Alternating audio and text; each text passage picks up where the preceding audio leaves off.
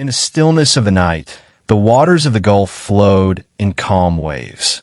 The glittering towers of Doha shone as if someone had brought the stars of the sky down to earth. For years, this city had been known as a symbol of mediation, peace, and hope. But that night, all of it was about to be reduced to dust within seconds. Imagine this. Inside a secure building, Hamas leaders were gathered. Documents lay scattered before them. Words of hope lingered on their lips. Nearby, families sat quietly. Children, wives, elders, all praying that perhaps tomorrow's sunrise would carry the promise of peace. But then, suddenly, the sky screamed.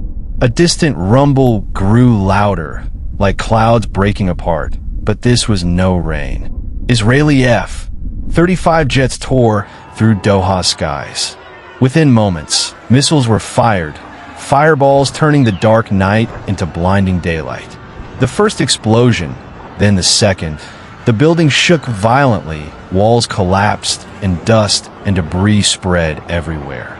Screams, smoke, chaos. The moment when an entire city trembled.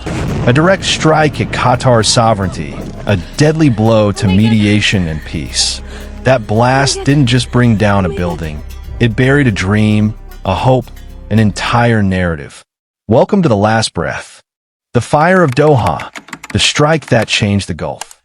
This was the night of September 9th, 2025, a date forever written in the darkest ink of Qatar's history. Doha, a city of embassies, schools, and businesses, suddenly transformed into a battlefield. In the district of Leqtaifiya, the building where senior Hamas officials had gathered turned into ruins within seconds.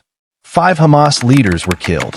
A Qatari security officer, Badr Saad Mohammed al-Humaidi al-Dosari, sacrificed his life. The son of Khalil al-Hayya was buried beneath the rubble, while al-Hayya himself miraculously survived. The news spread like fire.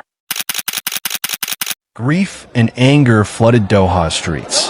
Crowds marched with banners, protests erupted. A central road was renamed after the martyred officer Badr. Then Qatar's emir, Sheikh Tamim bin Hamad Al Thani, addressed the nation.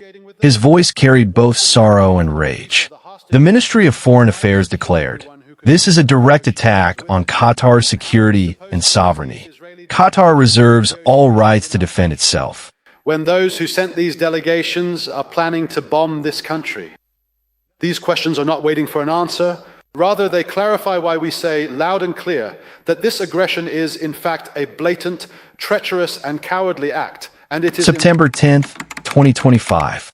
Prime Minister and Foreign Minister Sheikh Mohammed bin Abdulrahman stated, Qatar is fully prepared to defend its land and its people.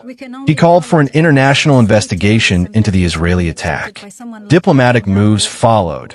Reports emerged of direct talks between Qatari and American officials about accelerating an enhanced defense cooperation agreement.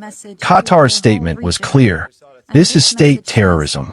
Israel has violated our sovereignty. For years, we mediated peace, but in return, we were rewarded with death. Shape the Middle East. Does he mean that he's also going to reshape the Gulf region? I think that we have reached a decisive moment. September 14th to 15th, 2025. On the global stage, the echo grew stronger. Reports surfaced about drafting a new U.S. Qatar defense framework. Qatar submitted a letter to the United Nations reaffirming its right to self-defense. But this strike didn't happen in isolation. Its roots lay in the Gaza war that began in October 2023.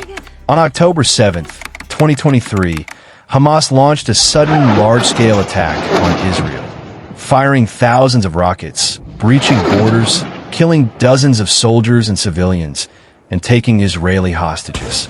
Israel called it the largest and deadliest assault in its history and immediately launched a devastating military response. By mid-2025, Gaza's death toll had surpassed 40,000 Palestinians, while Israeli casualties stood around 1,200. The fighting grew unbearable. and the world pushed for a pause. On July 1st, 2025, U.S. President Donald Trump announced that Israel had accepted the necessary conditions for a 60-day ceasefire. The deal, mediated through Qatar and Egypt, was to involve prisoner exchanges and humanitarian aid. Trump urged Hamas to accept the final proposal, warning that otherwise, the conflict would escalate further. And so, in Doha, under Trump's urging, with Qatar and Egypt mediating, Israel and Hamas were moving toward a fragile agreement. But Israel did not wait. The Wall Street Journal later reported that Washington had been informed of the strike in advance, but Qatar was not told. For Doha, this was another shock. Its closest ally, the United States, had remained silent. The wave of anger and global reaction. Immediately, Qatar suspended all mediation efforts.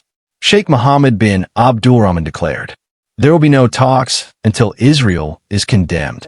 Hamas official Ghazi Hamad, who narrowly survived the blast, told Al Jazeera, "I was at the site reviewing a ceasefire proposal when a missile struck. It was an assassination attempt. Israel didn't just target us. It killed mediation itself." We were in a meeting, the negotiating delegation and some advisors. The very next day, Qatar appealed to the world. UN Secretary General Antonio Guterres called it a blatant violation of sovereignty. I condemn this flagrant violation of the sovereignty and territorial integrity of Qatar. All parties must work towards achieving a permanent ceasefire, not destroying it. UAE's Anwar Gargash tweeted, "Full solidarity with Qatar. This strike was an attack on the entire Gulf. Saudi Arabia, Egypt, and Jordan stood against Israel."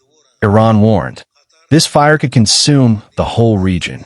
Yemen's Houthis launched missiles toward Tel Aviv, declaring, "This is Doha's revenge." The GCC activated a joint defense mechanism. Bahrain, Kuwait, Oman, Saudi Arabia, Qatar, and the UAE declared, "The American security umbrella is full of holes. Now, we must build our own shield." The Al Udeid Air Base, home to 10,000 U.S. troops, suddenly became the center of tension. Qatar began to question whether it should continue hosting them at all. The only way to achieve peace is either to pressure them into changing their positions or removing them from the way of peace. And our message to Prime Minister Netanyahu is very clear. The whole world has chosen peace.